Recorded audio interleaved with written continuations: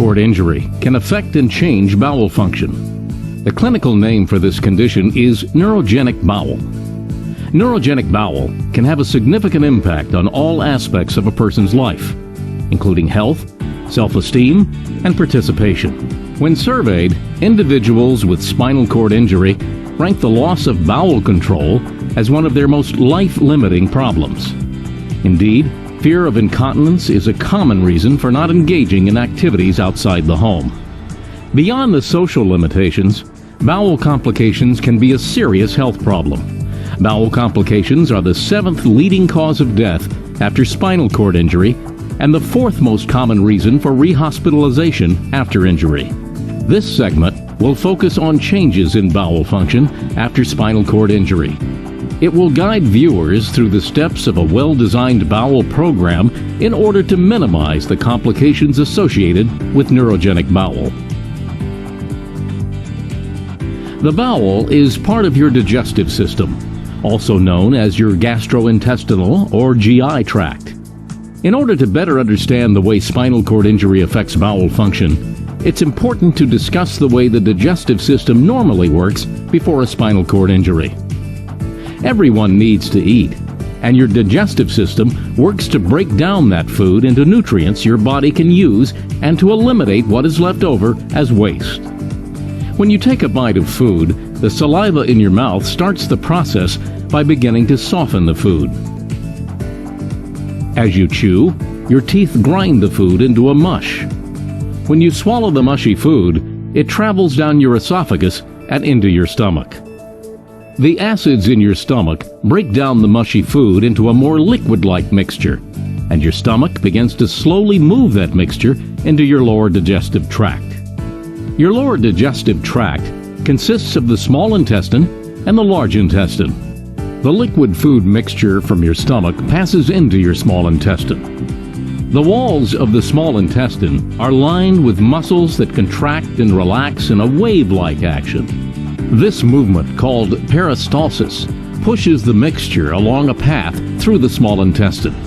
Along the way, the small intestine breaks down the food mixture even more, and your vitamins, minerals, proteins, carbohydrates, and fats are absorbed into your bloodstream. These nutrients are what fuel your body. The food mixture that your body cannot use is waste that moves into your large intestine or colon. The colon absorbs moisture from the waste as the waste follows a question mark-shaped pathway up the ascending colon on the right side of the body, across the transverse colon, down the descending colon on the left side of the body, through the sigmoid colon, and into the rectum. In the rectum, waste is stored until it is ready to be passed out of the body through the anal canal. People use many descriptive words to describe this waste. Healthcare professionals call them bowel movements, BM, feces, or stool, among other terms. The urge to empty the stool normally intensifies as the rectum fills with stool. However, there are 2 muscular rings, called the internal anal sphincter and the external anal sphincter, that surround the anal canal and keep it closed tightly. As a result, the stool remains in the rectum until you're ready to go to the bathroom. When you're ready to go to the bathroom, your brain then signals the relaxation of the anal sphincter muscles, and muscle action from the abdomen, colon, and rectum pushes the stool out through the anus.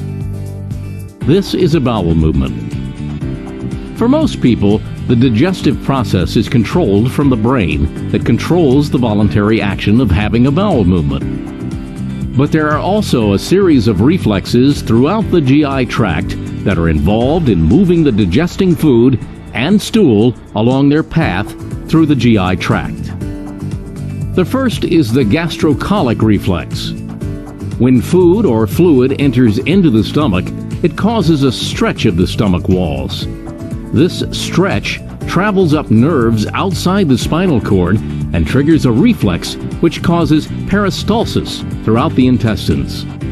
This reflex is the basis of eating or drinking, for instance, a cup of coffee 15 to 30 minutes before a bowel program, and will be discussed shortly. The next reflex is the colocolic reflex. This reflex results in constricting and relaxing of the bowel walls and essentially pushes stool along the colon. The next reflex is the rectocolic reflex. This reflex occurs in response to stretching and stimulation of the rectum or anal canal and causes waves of peristalsis along the colon. This reflex is the basis for the use of digital stimulation and suppositories when performing the bowel program in persons with spinal cord injury and will be discussed shortly. The last reflex is the anorectal reflex. It involves a stretching of the anus which causes contraction of the rectum. If you have a spinal cord injury, the nerve damage can interfere with messages between your body and your brain. While many of the reflexes may still work, you lose the ability to control a normal bowel movement. As previously mentioned, this condition is known as neurogenic bowel. There are two types of neurogenic bowel: reflexic bowel and areflexic bowel. The type of bowel will depend on the location and the extent of the spinal cord injury. If your spinal cord injury is at a level T12 and above, you likely have reflexic bowel. In reflexic bowel, you may not feel the urge or have the ability to push stool out to have a bowel movement. However, the spinal cord below the injury level still allows for coordination of appropriate bowel reflexes so food and waste will move through the digestive tract. Between bowel movements, your anal sphincters will remain tightly closed. Your colon will respond to different types of stimulation, such as digital stimulation, or stimulant rectal medications, such as suppositories, with normal reflex actions that will allow for relaxation of the anal sphincters and reflex contractions of the colon and rectum to push the stool out. Even though the anal sphincters normally remain closed between bowel programs, a buildup of stool in the rectum can also cause a reflex bowel movement without warning. This is why it's important to have a regularly scheduled bowel program so that one can avoid bowel accidents. If you have a lumbar or sacral spinal cord injury, you most likely have an areflexic bowel. With an areflexic bowel, there is a loss of reflex coordination of the anal sphincters such that they now become loose or flaccid. This can lead to bowel accidents, a release of stool once it collects in the rectum. Also, since reflex coordination of the colon is lost, stimulation with digital stimulation or suppositories will not be effective. Stool absolutely must be removed regardless of your injury level. During your time in rehabilitation, you probably learned the importance of establishing a regularly scheduled bowel program. There are some basic goals of any bowel program. First, you want to be able to empty your bowel at a planned, regularly scheduled time. Second, you want to fully empty your bowel during your bowel program. Third, it should be completed within 1 hour from start to finish. Finally, you want to feel secure that you go through your day without any accidental, unplanned bowel movements between your scheduled bowel programs. The location of your spinal cord injury and whether you have a reflexic or areflexic bowel will determine how you manage your bowel program. If you have a reflexic bowel, you should plan on performing your bowel program daily or every other day. However, you may do it more or less often if it meets your needs. The first steps are to get you ready. If you eat a snack or drink something warm about 15 to 30 minutes prior to starting your bowel program, you can help promote the wave-like action and have more effective results. This takes advantage of the gastrocolic reflex, as previously mentioned. Get all of your supplies ready. You'll most likely need gloves, a water-based lubricant, underpads, wipes, and a stimulant medication such as a suppository or mini enema. You also need to gather any assistive devices you may need, such as a suppository inserter, finger extension, and digital stimulator. Wash your hands. It is recommended to be in one of two positions. If you can, it is best to sit on a toilet or commode chair to allow gravity to assist in moving stool out. To protect your skin from pressure ulcers, It's important that the toilet seat or commode chair be well padded, and if you're sitting for more than 30 minutes, be sure to perform weight shifts. If you cannot sit, lay in your bed with your body turned on the left side, with your right leg flexed at your hip and knee. Lying on your left side is preferred over lying on the right side because it eases the pushing out of stool. However, if you're unable to lie on your left side for some reason, then lying on your right side is fine. If you plan to do the bowel program in bed, be sure to place a sufficient number of underpads or chucks under you to catch the stool as it empties so you can avoid soiling the bed. Once you're ready, it's time for your bowel program. The first step is to manually remove stool from the rectum. With a gloved, lubricated finger, gently insert your finger into the rectum. Hook your finger around any reachable stool and remove it. If you use a suppository, use a lubricated finger to gently insert the suppository as high as you can on the wall of the rectum. If using the enemy's mini enema, wear gloves while lubricating the anus. To administer the mini enema, twist off and remove the tip. Place a few drops of the tube's liquid content on the shaft prior to insertion. Gently insert the tube into the rectum. Squeeze to empty the contents, keeping the tube squeezed until it is removed from the rectum. Suppositories and mini enemas usually begin to act within 5 to 15 minutes after their insertion. There may be some passing of gas or stool to let you know the stimulant is acting. When the stimulant begins to act, use digital stimulation to stimulate the wave-like motion needed to promote stool movement. This is done by gently inserting a gloved, well-lubricated finger into the rectum. Gently move your finger in a circular pattern for 20 to 30 seconds, keeping the finger in contact with the rectal wall. In people with a reflexic bowel, digital stimulation will cause contraction of the lower end of the colon and relaxation of the anal sphincter, promoting movement of stool out of the body. Repeat digital stimulation every 5 to 10 minutes until the bowel movement is complete. A hint that the bowel movement is complete is that upon performance of digital stimulation, the anal sphincter tightens rather than relaxes around the finger. Once the bowel movement is over, clean up the anal area and wash your hands thoroughly. If you have an areflexic bowel, you will probably need to do your bowel program once or twice per day. However, you may do it more or less often if it meets your needs. The steps are similar to those used by people with a reflex bowel program. 1. Get your supplies ready. You will usually need gloves, lubricant, and toilet paper. 2. Wash your hands. 3. Get positioned. It is recommended to sit on a toilet or commode chair. Remember, your anal sphincter is effectively flaccid, so stool can leak out, and your rectum and colon do not usually reflexively react to a stimulant like a suppository or digital stimulation. The stool, therefore, most often must be manually removed. This procedure is called manual disimpaction.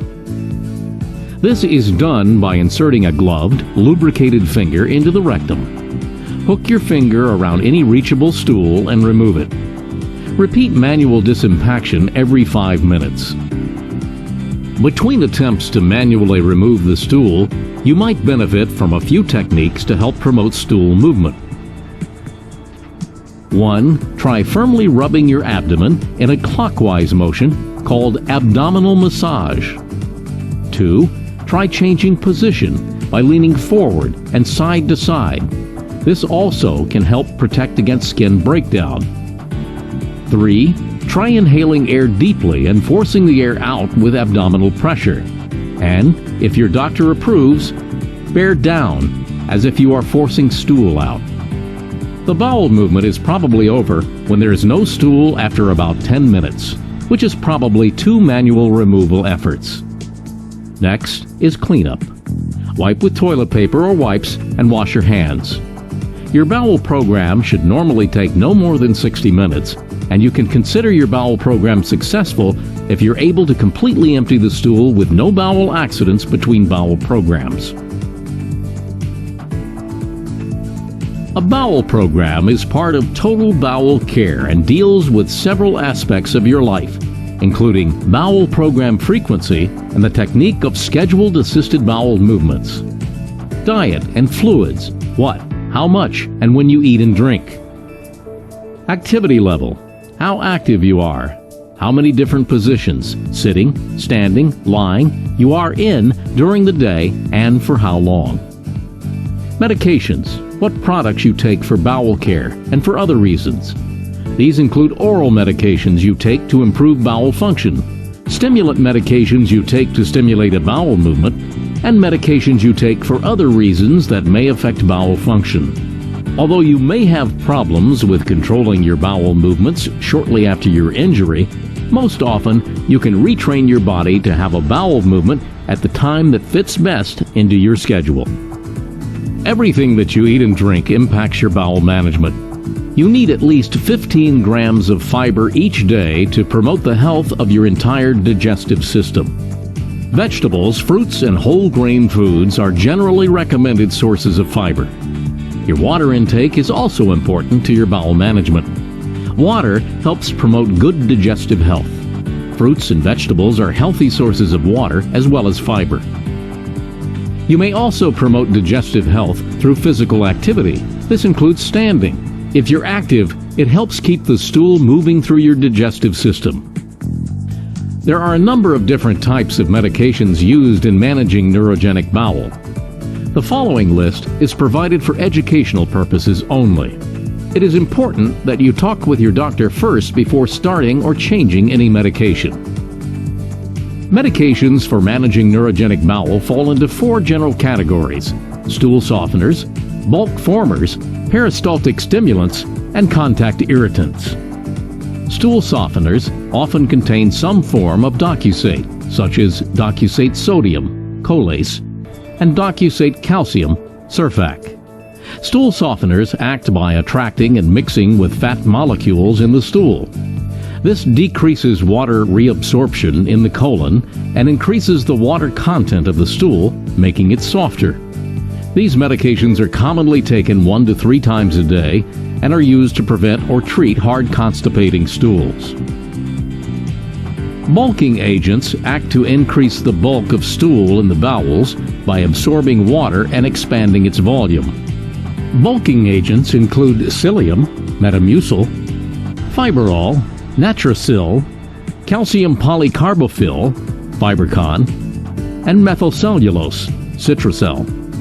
Often these medications are not prescribed in reflexic bowel, but are used in people with areflexic bowel. Peristaltic stimulants work by directly stimulating the nervous system of the bowel to cause peristalsis. The most common stimulant medications are those that contain Senna. Brand names include Senokot, X-Lax Regular Strength, Fletcher's Castoria, Lax Pills, and Senogen. There are also a few combination medications that have Senna and docusate together, such as Paracolase and Senna-S. These medications are usually taken about 6 to 12 hours before your scheduled bowel movement. Contact irritants irritate the wall of the intestines and cause a reflexic movement of the bowel. They come in a variety of forms, including pills, suppositories, and large volume enema preparations. The most common contact irritant is Bisacodel, Dulcolax. When taken in the pill form, it takes anywhere from 6 to 12 hours to produce a bowel movement. The suppository can take 15 to 60 minutes, but the wait time can be shortened with the use of digital stimulation. Generic Bisacodel suppositories are combined with a vegetable oil base, so it may take a while for them to dissolve and for the active ingredient to come in contact with the colon wall. This can be overcome by using a Bisacodel suppository that is combined with a polyethylene glycol base that dissolves much quicker, for example in the product called the Magic Bullet. Research shows that a polyethylene glycol Bisacodel suppository acts quicker than a vegetable oil Bisacodel suppository, significantly reducing bowel program time. Large volume enemas such as Fleet's enema are not typically used in routine bowel care in persons with SCI. Your healthcare provider can describe its use if needed. Enemies is a mini enema that contains docusate sodium in a polyethylene glycol base. Enemies functions as a hyperosmotic laxative by drawing water into the bowel from surrounding body tissues. The increased mass of stool promotes a bowel evacuation by stimulating nerve endings in the bowel lining and initiating peristalsis. Research shows that enemies acts quicker than other agents, producing a bowel movement typically in 2 to 15 minutes. Enemies Plus contains the addition of a local anesthetic, assisting to numb the rectum and lower bowel. The formulation was developed for patients who experience autonomic dysreflexia or painful movements. Many other medications may be prescribed for people with spinal cord injury. Polyethylene glycol or Miralax can be used regularly or as needed to enhance bowel regulation. Other medications that may be used on an as-needed basis include milk of magnesia, magnesium citrate, lactulose, and sorbitol. All of these medications act by drawing water into the bowel from the surrounding body tissues. This increases the mass of the stool in the colon and promotes a bowel movement. Problem issues can occur even with the best bowel management. The two main problem issues are diarrhea and constipation. Many medications prescribed by your doctor can also cause problems. For example, antibiotics are often prescribed to treat urinary tract infection. The infection is caused by bacteria, and antibiotics kill bacteria. There are also bacteria in your digestive system that are healthy and help your body in many ways. Antibiotics can also kill these healthy bacteria, so it is common for people to become constipated or develop diarrhea when taking antibiotics. Many medications can impact your bowel program, including those you purchase over the counter. That's why it is always a good idea to talk with your doctor about the medications you're taking if you have any changes with your bowel program. It is important to recognize that one of the most common causes of loose stool or bowel accidents is constipation. While this may be counterintuitive that diarrhea may be due to constipation, what happens is that hard stool can cause a partial obstruction somewhere in the colon, and only liquid stool gets by. This is sometimes referred to as overflow diarrhea. If you have episodes of diarrhea or constipation, it's important to contact your healthcare provider to discuss treatment options. For people with spinal cord injuries with a level T6 and above, autonomic dysreflexia can also occur. Autonomic dysreflexia, or AD, occurs in response to a painful or strong stimulus below the level of the spinal cord injury and is a reaction of the autonomic or involuntary nervous system to overstimulation. AD is characterized by an elevation in blood pressure that is accompanied by a variety of symptoms, including headache, flushing of the skin, and sweating above the level of the injury, and goosebumps above or below the level of the injury. Common causes of autonomic dysreflexia include bowel impaction or distension, bladder distension, constrictive clothing, contact with hard or sharp objects, and sexual stimulation. AD can occur when the bowel contracts, especially if one is constipated or the stool is obstructed or impacted and won't come out. Inserting a finger into the anus as part of digital stimulation or suppository insertion can also lead to AD, so one should be aware of any symptoms of AD. AD will often improve or go away once the painful stimulus is removed or stopped. However, if AD does not go away, then this should be discussed with your physician as soon as possible. You should also talk to your doctor if you have other problems related to your bowel, including frequent accidents, little or no stool results from your bowel program, or the presence of blood during your bowel program. Some people with spinal cord injury may continue to have an ineffective bowel program. This can include inconsistent results, bowel programs taking greater than 1 hour, or frequent accidents. This can significantly impact someone's quality of life. If the bowel program is consistently ineffective, then one may need to consider alternative treatments. These can include bowel irrigation techniques, such as the pulsed irrigation evacuation system and the Peristine anal irrigation system. There are also surgical options, such as colostomy and antegrade colonic enema surgery. These interventions are usually only performed if all the other methods fail. Therefore, you'll need to consult with your physician. One type of bowel irrigation system is pulsed irrigation evacuation, also known as PI. PI is often described as an automated enema in which small pulses of warm tap water are delivered into the rectum, serving to rehydrate feces and promote peristalsis. The PI system consists of a speculum, tubing, a disposable collection container, and an electrical unit that delivers positive and negative air pressure through the tubing. Another new system available in the United States is the Peristine system. Peristine is a transanal irrigation system that has been shown to be effective in emptying the lower bowels for persons with spinal cord injury related to neurogenic bowel, for chronic constipation, prolonged bowel programs, or fecal incontinence. The Peristine anal irrigation system consists of a control unit, a water bag, and a rectal catheter. This system can be used on a routine basis and requires a physician prescription. A colostomy is a surgically created hole leading from the large intestine to a bag placed over the outside of the abdomen. The stool accumulates in the bag, and the bag is disposed of when it is full. For some people, a colostomy can be an option for health reliability and quality of life.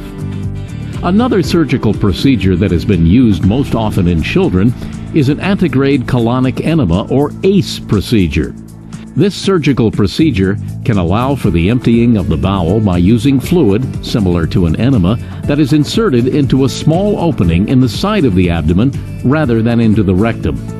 For this surgery, a small passageway is created between the skin of the abdomen and the colon, the large intestine, from another part of the bowel, or the appendix, and is brought to the surface of the skin via a small opening called a stoma.